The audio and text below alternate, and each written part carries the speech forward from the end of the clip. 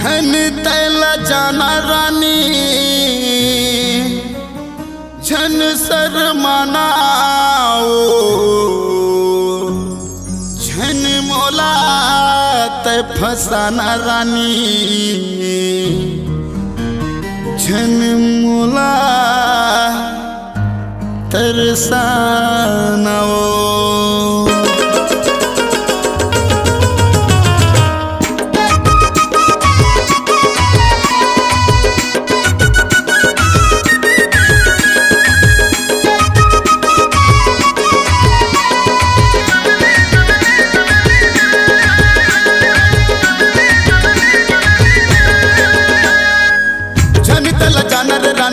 झन शर्मानावो झन तल जानर रानी झन शर्मानावो झन मोला तैरी जाना मोर चंदा रानी हो गे हम तोर रे दीवाना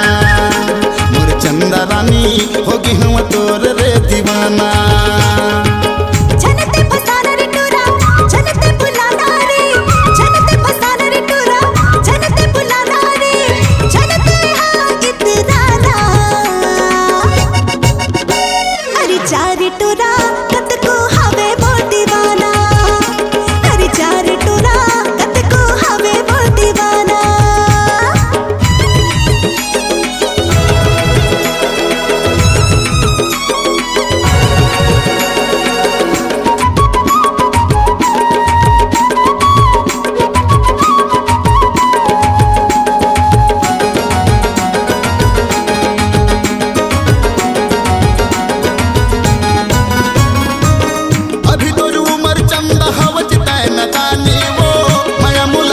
चंद बन जमुर दीवानी वो अभी तो उमर चंद हवच तय नदानी वो मया मुल दे दे चंद बन जमुर दीवानी वो मया मुल दे दे चंद बन जमुर दीवानी वो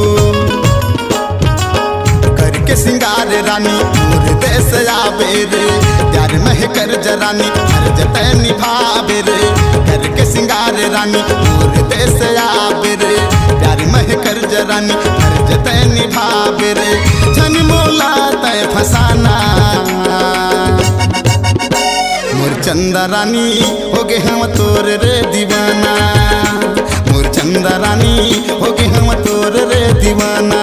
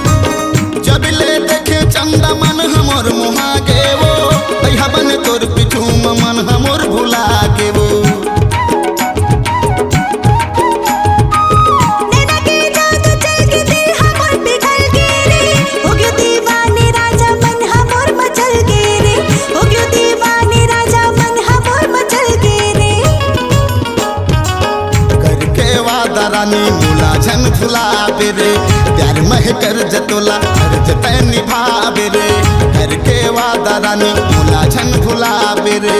प्यार मह कर जतोला अर्ज तय निभावे रे झन मोला तय फसाना मुरचंदा रानी हो गए हम तोर रे दीवाना मुरचंदा रानी हो गए हम तोर रे दीवाना जनते फसाना रे टोरा जनते बुलाना रे जनते फसाना रे टोरा जनते बुलाना रे जनते हाँ इतराना अरे आरे टोरा महुहा हो गयो तोर दीवानी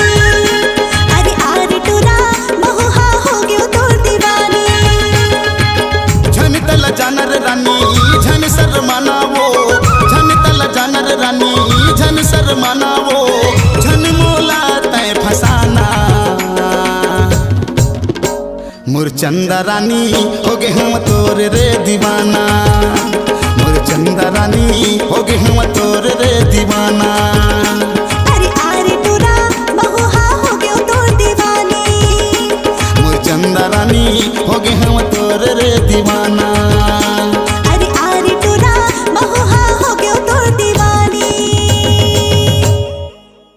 आपकी आवाज ही आपकी पहचान है। यदि आप अपनी आवाज को एक नया आयाम देना चाहते हैं तो चले आइए मल्टी ट्रैक डिजिटल रिकॉर्डिंग के लिए AVM audio video studio Khamtarai Raipur. Mobile number 9301523929 और 7869646201। यदि आप नए एवं पुराने गीत सुनना चाहते हैं तो avmgana.com में जाकर गाना फ्री डाउनलोड करें और YouTube चैनल में AVM गाना को सब्सक्राइब करें।